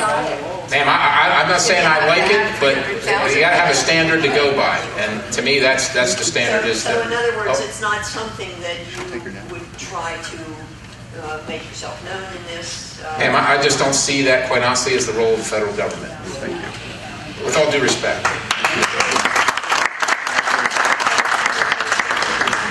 What do you do if they want to take down any of the memorials down there that somebody decides to? I suspect they're on the historic register. Okay.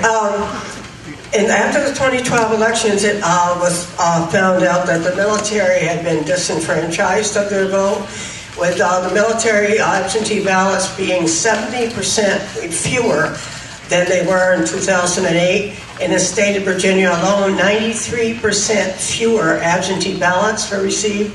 In Ohio, 70%.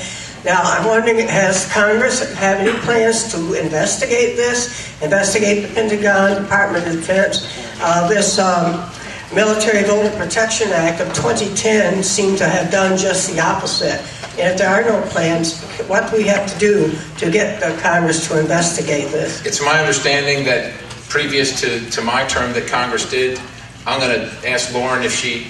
Hey, Lauren? Yes, sir. The undervoting on the military in the 2010 elections, 2012 elections, was that ever... it's my understanding that was investigated. I know... It was, actually. And if you... and I'm not... Just for the sake of time, can I give you a card and I'll give you... Oh, I'm sorry. Who am I talking to? This young lady right here. Ma'am, if I can give you a business card, I can... Because we actually researched that pretty heavily. You're certainly not the first person that asked about it, and thank you. But let me give you a card, and then you and I can talk, and I can send you what I have. Yep. Yes, sir. Warren. Scott, I really appreciate the job you're doing there, and I want to thank you.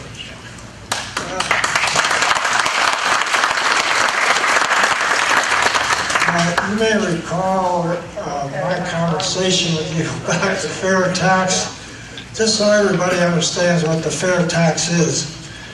It's a national retail sales tax. And it means that everybody that lives in this country and that's enjoying the liberties that we have would pay into the federal government.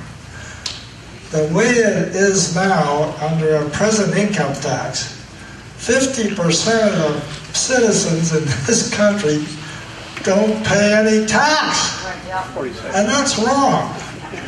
So my question is, I understand you got a lot on your plate.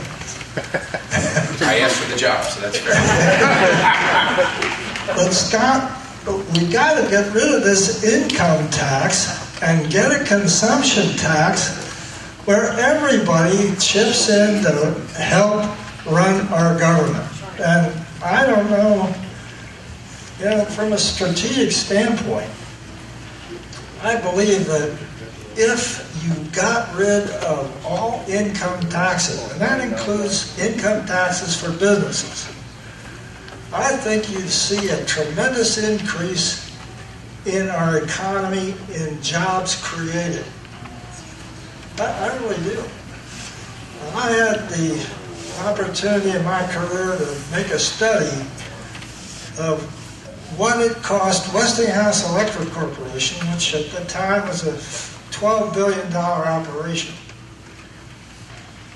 And this study showed that if Westinghouse didn't have to pay income tax, they would have been able to, across the board, reduce their prices by 10% and still make the same profit we're making now, or then. This is a huge thing, this consumption tax. And it would jumpstart this economy. Our manufacturers here in the United States would have an opportunity to gain business overseas. It would be wonderful. So I encourage you to really push this fair tax. And if you want to get some real detail on it, talk with Mike Huckabee. Okay, Warren, let me tell you, Warren visited the office, and as you recall, Warren, I don't need to tell you, but he gave me the plan. And had the opportunity to speak to the chairman, Dave Camp, who will be in charge of any tax reform. We're trying to move some tax reform. We feel like the time may be right. We have the most onerous tax system, especially from a business standpoint, in the world. The United States in the world. It's really a disincentive for businesses to conduct business here. You wonder why there's so much money offshore, because business have no incentive to bring their profits home. We took it to him, weighed in, said, look, we would like you to consider this. I followed back up with him. I know he's been working on something for about going on 5 years right now, Warren. And I think, unfortunately, this is not the plan that they look to come out with. They're looking at cutting most of the, what some people call loopholes. Understand a loophole might be considered your mortgage tax deduction. But they're looking at flattening it out, I call it 3 rates, they call it 2, 15 and 25%. I say 0 because there are some people will still be at 0, Warren, because of the politics of it. You know, there's some people that say that, you know, my income is so small that paying anything is a disproportionate share based on the things that you absolutely have to live. In any case, you know, I'm your messenger, Warren. I mean, and I delivered the message. That's, you know, I'm not 435 votes, though. I'm one of 435. So I have one more question. Why did the court, right here, why did the court in D.C. say that the people going into the White House, the president doesn't have to show any guests? It's totally private. Whoever walks in there, it was just ruled on. I can't speak for the courts, ma'am. I'm as frustrated with the courts. But can't you put it out to make people aware of it? Because look what he did the last time with the union leaders. Please, we have other people that want to ask questions. So I sense and appreciate your frustration, and we are as well. But this is how our government works, and if the American people en masse have supported someone that you disagree with, I understand that, and I don't like it any more than you do because I disagree with them as well. Yes, sir. Yes. Scott, thank you for your service. Mike Jacoby. Yep. I'm hearing your pros and cons on what you can do and what you can't do. You know I'm working on an issue that's over and above what you cannot do or you can do, however you look at it. It has to do with oversight and accountability. The executive order, I heard an opposition to the executive order that I feel that I helped generate. It's 13650, which goes into the accountability of federal agencies. And the goal is to look at it, cut down the fat, reduce the money. Right now, if I understand the situation correctly, as I pursue this issue with others outside of your control, you want me to write or put a proposal together on an international environmental justice and public safety, and then will we have a time to review it, or are you just going to look at it? How are we going to handle that once I get to that level of amending a federal statute? Well, I'm going to have to take a look at it, Mike, and see that it's something that I support, and then we'll have to, if say I do support what your effort is, then we'd have to get that drafted into legislative language and introduce that bill. Now, chances are it'd be an environment or interior or something like that, which I don't sit on the committee. Well, it's right now, Scott, to be clear, tomorrow I'll have a meeting or a conference call with the Counsel General for the particular agency to address an issue. The problem is it's more related to Homeland Security, public safety, and protection, and that's what got everybody's attention. Sure, it'll be assigned to a committee, and it might depend on how it's drafted. We'll have to see. And obviously, or hopefully, you know that when a member drafts legislation, if it's in the member's committee, you have a little more control and ability to move it. You know, I don't sit on appropriations, for instance. So, although I'd like to see us pass 12 appropriations bills, I'm not an appropriations. So that's a suggestion I made, and now I got to wait for the appropriators on that committee to, you know, to either take it or not take it. Yes, sir. Everybody's expressing their individual concerns here, and what we're all doing.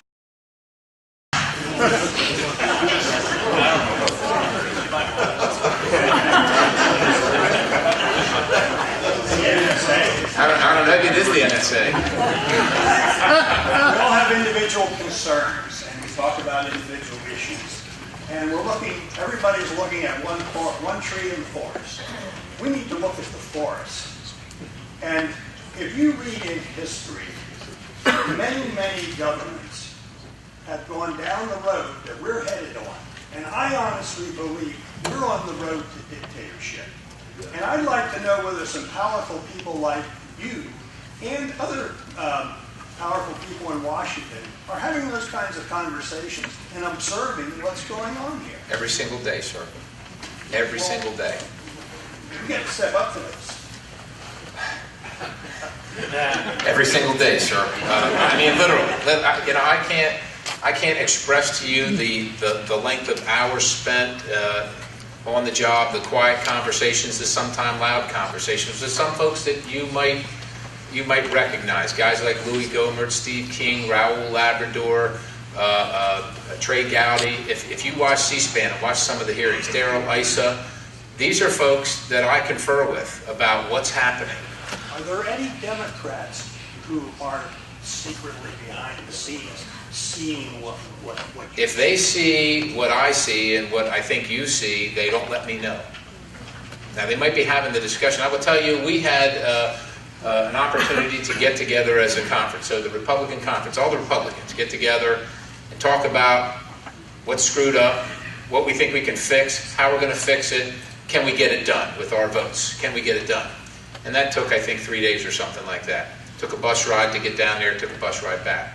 On the bus ride back, I was sitting next to the chaplain. There's a house chaplain. And we were having a conversation, and I said to him, I said, well, what did you think of this? And he said, next week the Democrats are going to have theirs. And he said, I could close my eyes and I wouldn't be able to tell the difference. They think you're destroying the country, and you think they're destroying the country. I think it's a matter of perspective, sir. For most cases, when I look at the revenue line, that line I was talking about, how much we've taken in revenue as a function of GDP, how much we take from the taxpayers every single year, I don't see a reason to change it. So generally speaking, I'm averse to tax increases. The president won't do anything without demanding a tax increase. And that's he thinks that the haves have too much and they're taking from the have-nots. We think that many times the have-nots could do more, and the opportunities are here, and that when we take from the haves, and the haves are you. And we're not talking about the 1% that pay a huge amount of taxes based on their level of income. We feel like we're taking money out of your pocket, and I look at, for instance, Obamacare. If we just take one policy, one big overarching policy, passed at the last minute around Christmas, right? Because if you remember, a senator died, they didn't have the numbers, so they had to move this thing through. Passed a bill before it was, one hearing or a couple of hearings on this thing, huge overarching thing. They were ostensibly, one of the arguments was made is because we have this great uninsured population in America, uninsured, not uncovered by health care. Right? We all know that if you go to the doctor, the emergency room, the hospital, they are going to take care of you. Right. So it was a matter of insurance. What the effect of this legislation, this law is having, and we're seeing it. We're seeing it right in our own congressional office. Employees in the congressional office, until this order happened, until the president made this executive decision, would be without health care and just pay the fine. So we're moving, and the CBO recent estimate was, I think, about 30 million Americans uninsured. Not without coverage, not without health care, but uninsured. We're moving that population from here to here. That's what we're doing. It's still going to be a same amount of the population, maybe more, maybe a little less. But I think the folks that habitually didn't have insurance before will have insurance, won't pay anything for it or very little for it. The people that marginally, on the margins, the low-income earners, the 26-year-olds that make, $25,000, $30,000 a year, who might have had insurance, low-cost catastrophic insurance in the past, won't have any. Won't have any. And we will have exactly what the president didn't want, which is what he said we have, which is a two-tiered system, the haves and the have-nots. What we're seeing now, I talk to doctors and providers, insurance companies on a regular basis. People, do you think, does the president really think that the people of means are going to go without health care? Or are going to go with marginal health care? I can tell you one story after. People with me, what we're seeing is have you ever heard of concierge care? The people that are going to pay more to have access to doctors. Doctors are no longer going to take Medicare and Medicaid patients because they can't afford to. Right. They're going to have 200 or 300 patients that pay a certain amount every year over and above what their insurance pays. That's who that doctor's going to service. And then, so it's going to be the two levels of care and the two that have. I talked to a lady that ran a dialysis center on the West Shore over in Camp Hill. Most of her clients come from Harrisburg. Most of her clients come from Harrisburg. We're talking 25 dialysis machines 6 days a week. Wow. And if you don't have your blood clean because your kidneys aren't working, You have a short lifespan. She said if Obamacare continues on its current path, on January 1, I will go from being open 6 days a week to 3 days a week. Is that going to help the wealthy folks that get dialysis or hurt them? Not going to make any difference to them. They're going to find somebody to do it. But the folks in Harrisburg, the low-income folks, that's who it's going to hurt. We're all going to pay extra for it. That's where we are. And, so I'm not sure what the original question was, but that's, yes, sir. Well, I thank you for your service, first of all, and I know your job is challenging at times. It's okay. I'm privileged to have it. You said that you meet with the Congress, the Republican Congress. Right. And here's a question you can put to them as well as maybe address it tonight. As we, the people, look at our Republican representatives, we see a group of weak, irresolute people, not standing up for what they believe, but willingly bending their knee to their, quote, democratic masters. How can we change this? A couple of decades ago, we had a group of 100 under Newt Gingrich who went in and we said, we are going to not give in. This is the rule that we're going to establish. And they did for a while, and they established it. I'm not saying to bring Newt back necessarily, but I'm saying we need to stand resolutely. And this goes all the way to the top of the Republican Congress down to the bottom. And we need to stand and establish firmly what it is we want and not give in. So it goes to my kind of opening salvo there where I said that Republicans, I think, is a general theme, are mavericks. We're not one monolithic block. And we're only as strong as we can be when we have 218 votes. 218 is what we need to pass something.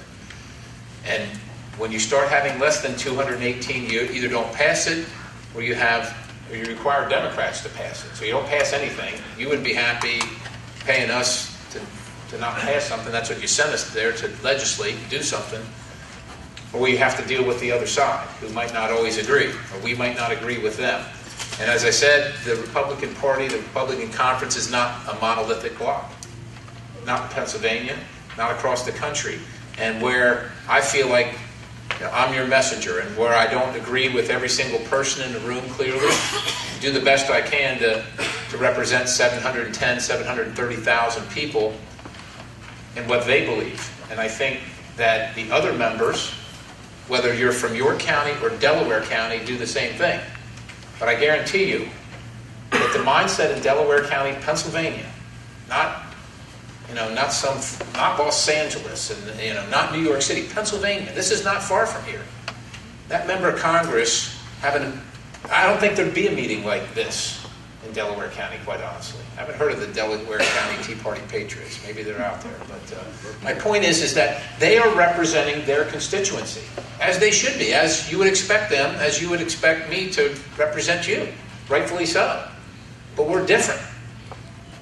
And until we get a wider majority of people that agree with the people of York County, this is going to be our challenge. And it's always going to be our challenge. I don't like it any more than you do, sir. This is the paradigm that we have to operate within. And we are resolute about one thing, if only one thing, is that we are doing everything we can to thwart the president's agenda for what most of us, whether you're from Delaware County or from York County or Chester County or Erie, anywhere in Pennsylvania, anywhere across the country, we think that this administration is doing what it can by its policies to destroy the traditions and the things that we value most in America. And we're doing everything we can mightily. What we can, not what we'd love to do. We would love to run the table on this thing and do exactly what we want, but we have to deal with the president who won't sign anything, or very little. We have small victories. We got a student loan victory. Student Student loans were subsidized under the federal government. You remember the president did that. And not only were they subsidized, the federal government was actually making money on parents supporting their children, paying the tuition, and taking a certain amount of that percentage off and paying for Obamacare. We forced him to the table on that. These are small victories, I know, and it's of little solace to you, sir. I know this, and it's of little solace to me.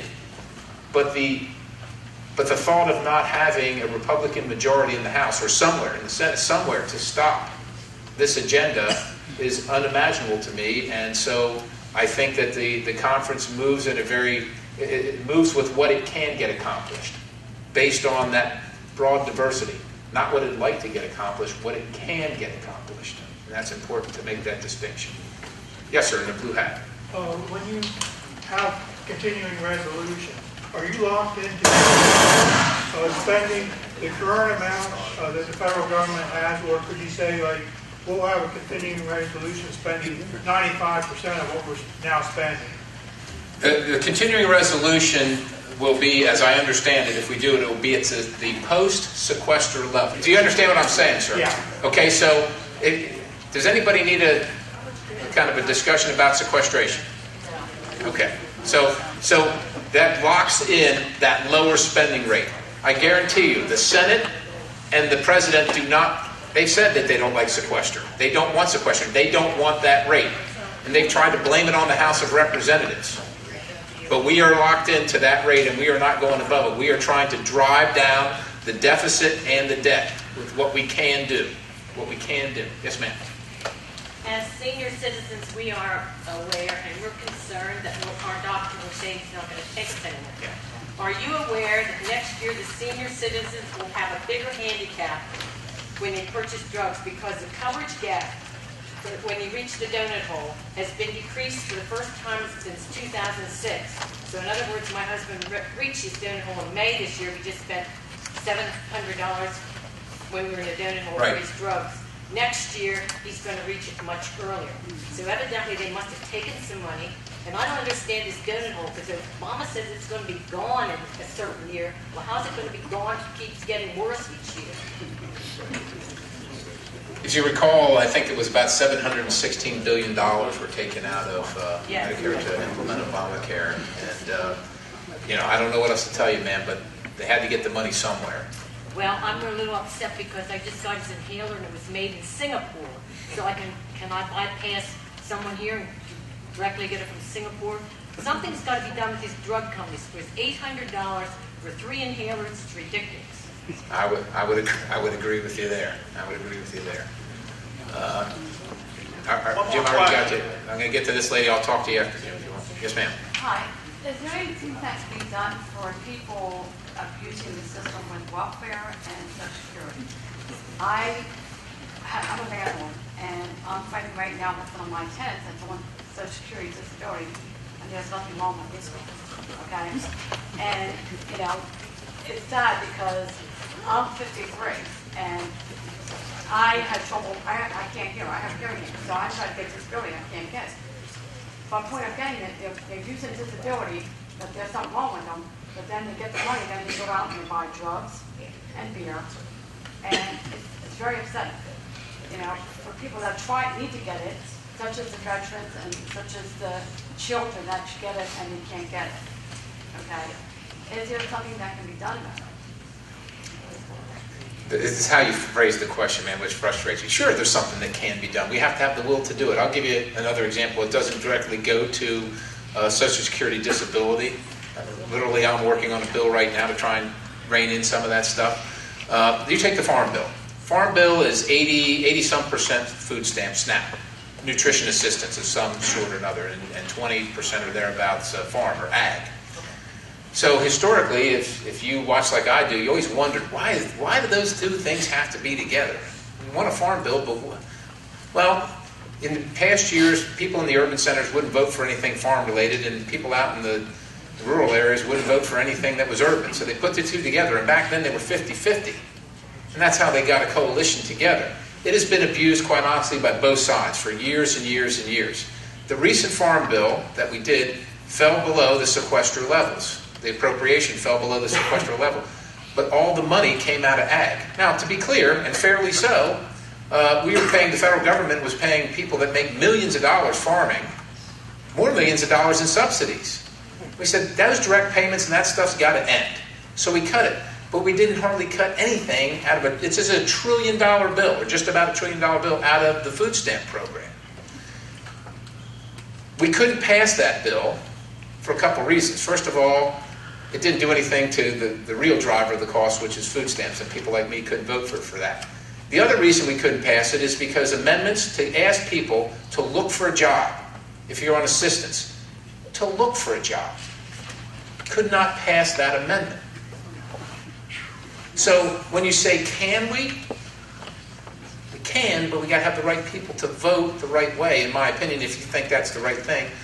Long story short, we passed the farm bill, just the farm portion of it. We're going to come back and do a separate bill on food assistance, which I think the work requirement will come in the bill, and a bunch of changes that need to tighten up that program so that the people that actually need it, a short-term solution to what should be a short-term problem, can get it. But these things are bankrupting all of us, and they're bankrupting the nation, whether it's disability insurance, like you said, these disability payments, the new welfare, or the food assistance program, and the abuse is there. Now, I don't think the Senate will be interested in our proposal, but we hope to pass one and then go to conference on the farm bill, because the Senate's going to put food assistance back, or nutrition assistance back into the ag portion.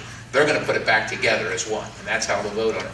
Hopefully we'll go to conference, but we've got to go to conference with a good product so that when you negotiate, you can come out with something reasonable as opposed to something completely one-sided. Can we do something about it? Absolutely. But it's harder in this divided government to do something about it, and it's really hard to get something that you would appreciate. Raise a minimum wage so the working poor can afford to buy food and don't eat food stamps. Sir, just out of curiosity, what would you raise it to? I'd raise it to, I mean, if it was up to me, it'd be like $12 an hour. Why not $100? Why not $500? Something where if you work, you are rewarded with a decent income. That's an entry-level position. You should be going above minimum wage if you're raising a family. So you wouldn't need food stamps if you got a decent pay. You would if you didn't need to work. Okay, people, I want to apologize for the microphone because this is the first time we used our sound system. We got a lot of cameras in here and a lot of waves going that you can't see. And every time I turn off the microphone, I need that sound, so I apologize for that. I want to thank Scott for coming in. I have one last question. No one has touched on it. I would really like to know why you are in this No Labels Coalition, because it seems like the No Labels Coalition is kind of a, no stand coalition. I don't understand what the No Labels Coalition is, why you are in this coalition. Well, I'll tell you why I'm in it, because I think it's important that, I don't represent just the people in this room. I represent people in York City, Harrisburg, Adams County, out in the farm fields, dairy farms here in York County, I represent everybody. And I think my job is to try and find a solution wherever I can. And while I would agree with you that it's going to be hard for us to come together on things like immigration and tax reform, as Democrats and Republicans, or Syria for that matter, any number of very large issues that are very polarizing and people are very passionate about, I think there are things that we can come together on. I will tell you that the no budget, no pay, so if we don't pass a budget, we don't get paid, that came out of No Labels. Because, believe it or not, even though we disagree on a lot of things, there are things that we do agree on, and where we can, you're paying us to be there all day long and do this job. We ought to try and get something accomplished, even if it's small things that arguably, everybody that comes into the office, whatever is important to them is very important to them. And we can fix some of these things. Even though they might be small and they're not some of the big things you're talking about, still we should do what we can where we can. So I think that it's important for me to be open to all issues and all facets, and I don't agree with everything that No Labels does.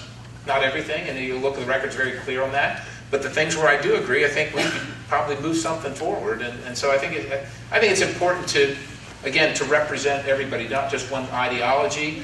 And, you know, I'm very based, I have a foundation of what I believe in and what I don't believe in, and I take that to No Labels with me. I take that to those meetings, and I will do this, I can't agree to that. But there are things there are excesses in government that both sides believe in and agree on. Well, we should fix that. So, that's... Generate more money, let's rent out the White House. Anyway, thank you very much. Thank you very much for being here.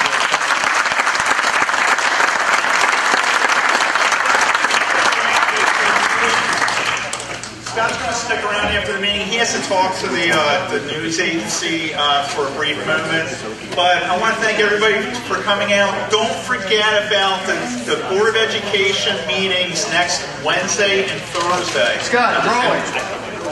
And we have yellow T-shirts over there, and also we have all kinds of things for sale over there.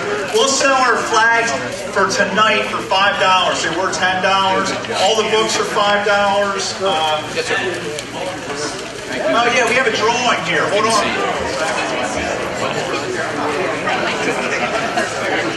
We have a raffle drawing for a $25 gift card. Sure. All right, whoever has 699770.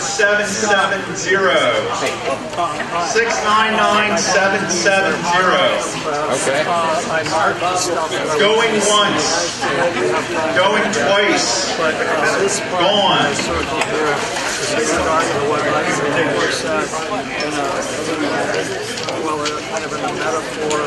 Okay, looking for tickets. Last three numbers, 773. 773. We're going to keep this gift card. Oh, we got it right here. This young lady in white has the winning ticket. She just won $25 gift certificate to Cracker Barrel. I hope you like Cracker Barrel. Thank you, everybody. Who did you think it was?